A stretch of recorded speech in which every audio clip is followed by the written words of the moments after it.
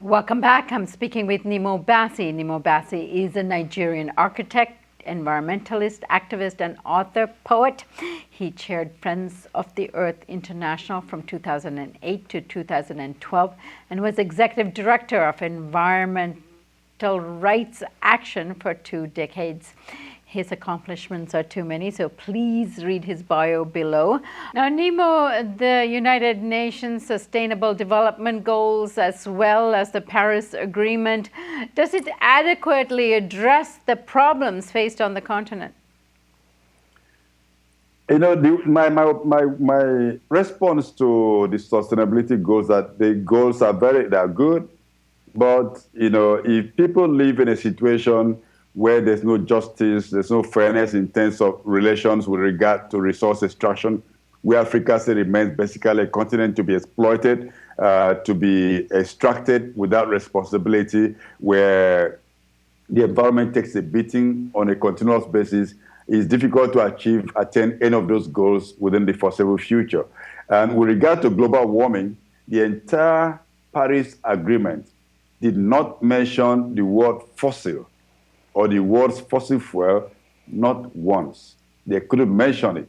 And this is because the fossil fuel industry have captured the entire architecture, the entire framework, that they've made it impossible for governments, for countries to take real action. This is why when people celebrate the Paris Agreement, I said the only thing to celebrate is that every country more or less said, well, we have to do something about global warming, but saying we're going to do something about global warming without doing anything doesn't amount to anything. This is a tragedy of the current trend in climate negotiations. Now, Nnimmo, if you had the opportunity to rewrite that Paris Agreement with your own recommendations, tell us what that might look like. Well, if I had the opportunity of rewriting, of course, I wouldn't write it alone. I would write based on what the masses of the people around the world are saying, what the indigenous communities in North America, in Latin America, in Africa, in Asia, and even in Europe are saying, because we have the real solution. I would like to see a climate agreement that first and foremost tells us to keep fossil fuels in the ground and transit urgently into renewable energy forms. It will be an agreement that recognizes that industrial agriculture is causing much harm to our climate, and that government should support small-scale family farmers whose agroecological approach to farming is actually helping to cool the planet.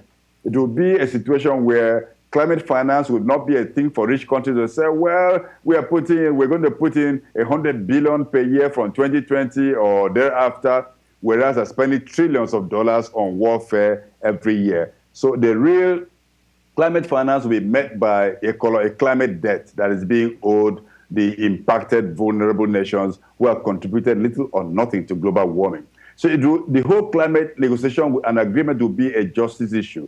We used to have emphasis on common but differentiated responsibilities. Now this is being watered down by making even the victims taking more action than those who are causing the problem. So I would like to see that overturned.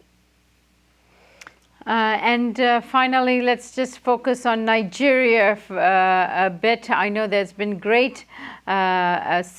Nigeria has been a great site of climate action and activist protesting and organizing. Ken Saro-Wiwa was one such organizer. And if you were able to describe to us what activism in Nigeria looks like when it comes to the environment, what does it look like?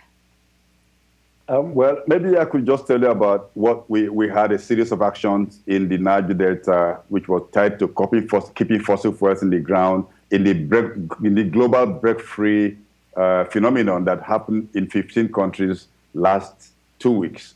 We gathered at the very first oil well in Nigeria, which was drilled in 1956.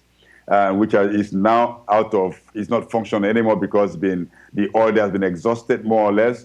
And there we pointed out to the world and to Nigerians that oil is not a renewable resource, that one day the wells will run dry. And when the wells run dry, where are you going to run to? as he sing. And then we went to Ogoniland, where Kensarawiwa laid the foundation for environmental activism. Hold on for 1 minute, Nnimmo. We lost you for a second, so let me just ask you that question again, and hopefully it'll continue. We just lost you for a few seconds, so I don't know exactly what you said there, but here we go again.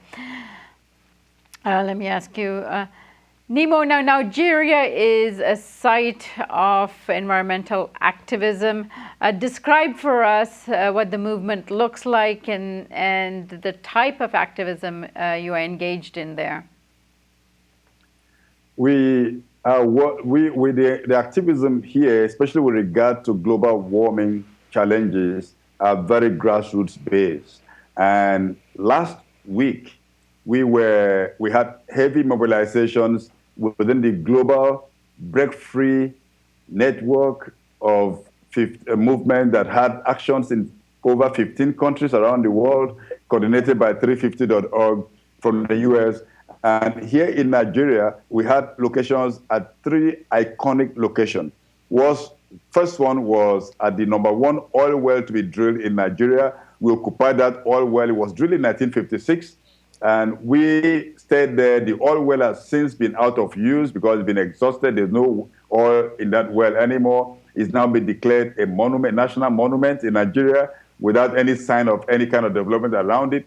The communities are disappointed and their hopes betrayed. And so we occupied that oil well to illustrate the point that oil is not a renewable resource. And one day, all the wells will be exhausted, or the world will move to a different kind of technology. And then the second action was at Ogoniland, the home base of the late Kensarawiwa, who inspired most of us to become environmental activists. And there we made a strong demand for urgent cleanup. Ogoniland had been so extremely polluted by Shell's pollution that the United Nations Environment Program researched and declared that it would require 30 years to clean up Ogoniland. And I'm happy to say that the Nigerian government is about to begin the process of cleaning up Ogoniland, but that would last at least 30 years, and there are ongoing pollution in other parts of the Niger Delta. So we're talking about more than one lifetime to clean up the region, all because the world is addicted to fossil fuels, major driver of global warming. Our third side of action with community people and fisher folks was at a place called Ibno, which is where ExxonMobil has its infrastructure, its offshore platform and drilling, and from where they send pollution from oil spill regularly to coastal lines, destroying fisheries and putting coastal communities in more danger and loss of livelihoods. So now in northern Nigeria, we're having increased desertification and shrinkage of water sources like the Lake Chad I mentioned earlier. Lake Chad has shrunk to less than 10% of its original size. And so fisher folks, pastoralists are being displaced, and now we're having open conflicts with herders or pastoralists who are going about with their cattle with AK-47 and having conflict with farmers. This to me are climate conflict. And so we're working on building a network of activists across the nation. I just came out of 3 days of strategic environmental agenda setting meetings with activists, academics, community people from all across Nigeria, meeting to brainstorm about the way forward with global warming as a major issue, water stress a major issue. It's been said by scientists that if the water stress in Africa continues in the next 30 years, conflict will increase by 54%. I mean, that is horrible to think about. It's so scary. If you have a 54 increase in open conflict on Africa, it means that more people are going to find ways out of this continent, despite the major challenge that many of our compatriots are experiencing as they try to cross the Mediterranean Sea. Wars and the military will not stop the flood of Africans who would have to escape from this continent. And this is very troubling to us too, because we do realize that if the world is going to Mars and the space to look for mines, they look for minerals, they would not mind to have an Africa without Africans. And we don't want that to happen. This is the basis of our activism, to restore and to protect and to keep our land and thereby our lives. Nnimmo Bassey, I thank you so much for joining us today. And we'll be keeping an eye on the developing droughts and hope you join us again very soon. Thank you very much. And thank you for joining us on the Real News Network.